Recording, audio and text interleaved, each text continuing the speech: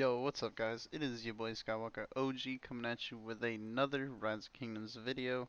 Today, like I said, I am going to be finishing off my YSS. I guess I'll talk about YSS for just a brief moment.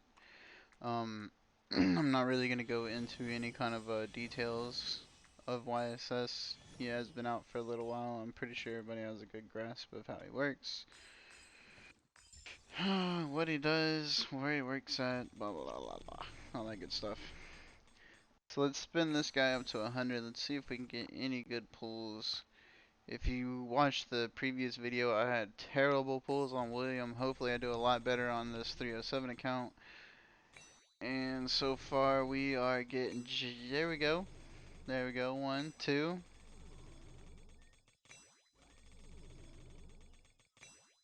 2 out of 6 spins so far. Okay.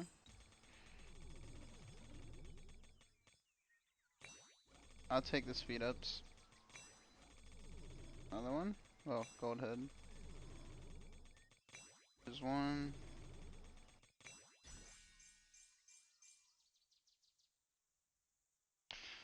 3 out of 11 spins.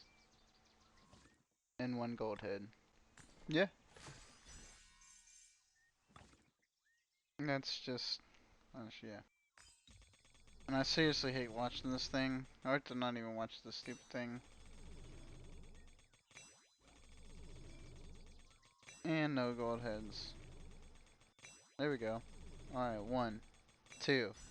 There we go. At least we're pulling some. At least we're pulling some. Some is better than none. I mean, I honestly wish they would just take off the building and research speedups for those players that have maxed tech and building. It was completely useless for us to get those, even though we can exchange them once during the KVK at the beginning of the KVK matches. Alright, that was a good spin. There we go. I'll take that all day. Sorry about that.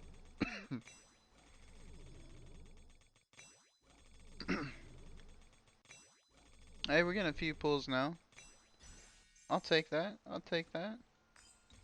I actually really want the universals more, so I don't care to have YSS maxed on this account. YSS is more. I feel like YSS is more for garrison accounts. Like if you want to be a garrison player, then you should probably have YSS because he is a decent backup to just about any um, garrison pairing. Well, any garrison leader. And I mean, he's a good secondary commander. That's pretty much all he is a good secondary. He's not great. He's not must have. We'll go ahead and boost him to be able to take more skills.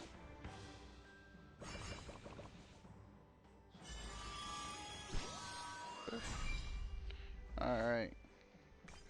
Now, YSS's first skill. Field battles, what the heck? Deals direct damage to target. Damage factor of 2k. Garrison deals damage to up to 3 targets in a fan-shaped area.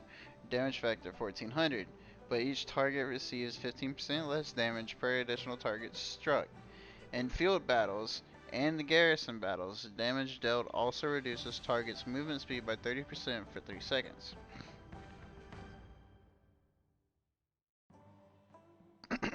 So he does have a decent damage factor, obviously. And that's why I said I think he's going to be a good secondary to just about anybody. He works on the open field as a secondary to anybody. Um, yeah, I mean, his damage factor is very nice. But his other skills are meh. His normal attacks have a 10% chance of increasing your defense by 5% and all damage by 5% for 3 seconds when this commander is fighting within your alliance territory or serving as garrison commander at a stronghold. We already know what the strongholds are because Lilith gave us an update that lets us know these are cities, these are strongholds, um, forts. Pretty much all your alliance structures are going to be strongholds. I don't even know where the heck our fort is. There we go. Stronghold shows you up here. Anyways, so pretty much anytime you're in the garrison, you will get, once it's maxed out, you'll get a 20% defense bonus and a 15% damage bonus. Now remember, this is only when you're on your territory or serving as a garrison. And it doesn't count for your city. It does not count for your city. Increased troops defense, well, I guess it would if you're on your alliance territory in your city, but it wouldn't if you're not in your alliance territory on in your city, if that makes sense. So if you're off territory, like in KVK, if you go off territory, which is the only way you can be rallied anyways, then it wouldn't work. But if you're on territory, it would. It would apply and it would work. What the heck is this? Okay. His third skill is Geobuxion. I don't know how to pronounce that. I'm not the best at this. Increase troop defense by 10%. Increase troops damage by 5% when troop units under your command drops below 50%. So whenever he's below 50%, whenever it's maxed up, he'll do a 30% defense bonus and he'll get a 20% damage bonus. That's very, very good because it's going to be all damage. Again, it's going to be your skill damage, your counterattack damage. It's going to be all your damage. That's really good scalings on the percent buff itself. But again, what really is awesome about this commander is when he's on your territory or in your garrison because of this this skill here. If you don't have this skill here, I mean you're losing a 20% defense bonus and a 15% damage bonus. Okay. Well, his fourth skill, when this commander is serving as a garrison commander, the garrison troop increase their attack by 5% and gain a 10% chance of receiving a shield damage factor of 300 plus 10% more counterattack damage for the next 3 seconds when attacked. It goes up to a 20% attack bonus, a 500 shield, and a 30% counterattack damage bonus. And again, it's when this commander is serving as a garrison commander. This is why I'm saying there's two of his skills that require him to be either on your territory or in a garrison that you own to actually even be effective and work. Once he's expertised, his passive Broken Moon, it increases troops attack by 20% and defense by 20% when commanding 2 or more unit types. So this is good if you have like a Wu. If you're running like a Wu and you're running mixed troops inside of a garrison, this will actually be really handy. But again, if you have him even as a secondary commander on the field, his damage factor is pretty nice. But I mean, I can name you many of commanders that are older. You know, like Moto, YSG, Sao Sao. All these would be better backups. El Cid, Mohamed. All these guys would be a better backup open field than this dude. I mean, if you're on your territory, then it's debatable that he could be a better backup than some of these people. But if you're off your territory, there's no way that you're telling me that YSS is better than any other secondary. Um, like I said, if you're not going to be a garrison person, I would not waste my time, my experience books, or any gold heads into YSS whatsoever. If you are going to be a garrison player, then yes, YSS is definitely a good choice for you. He's not a must-have, but he will definitely give you a lot of versatility in your garrison pairings, and he'll definitely help you on defending structures. He is decent against Attila Takeda. I have seen quite a bit of reports with those. I don't have any to show you without showing other people's PMs, which I haven't asked them to do, so I'm not going to do.